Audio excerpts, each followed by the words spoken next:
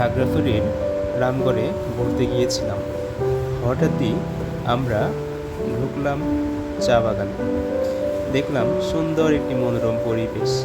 হাঁটলাম, ঘুরলাম, প্রাণটা জুড়িয়ে যাচ্ছিল, যেন তৃপ্তির এক ঢেউ। সাথে অনেকদিন তো পর গরু আছে খোলা আপনার সাথে। পরিবেশ, মনটা হ্যাঁ? অনায়াসে মনটা ভরে যাচ্ছিল।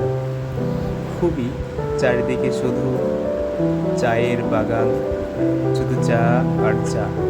অনেকে চা আহরণ করছে। প্রতিদিন অনেক পর্যটক এখানে ঘুরতে আসে চা বাগানে। আমরা হাঁটছিলাম, দেখলাম অনেক বিশাল বড় এরিয়া। হাঁটার মাঝখানে শুধু দুর্গম এলাকায় নিবিড় পরিচর্যায় চাগুলো উৎপাদিত হয়। যদি বৃষ্টি নাও হয়, এইখানে পানির ব্যবস্থা করা আছে। আজকে মনটা খুবই সতেজ হয়ে গিয়েছিল ভিতরে ঢুকেই। অনেকদের মনটা কেমন যেন উস্কো খুস্কো হয়ে গিয়েছিল, মনটা প্রায় বিতবায়। আজকে মনটা খুবই আনন্দিত।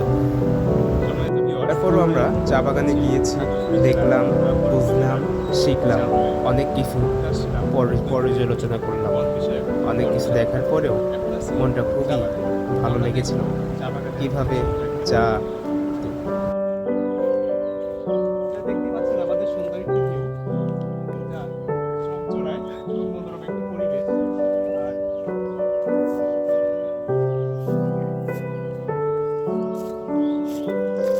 প্রিয় দর্শক, আমরা এই মুহূর্তে এখন আছি চা বাগানের মধ্যে।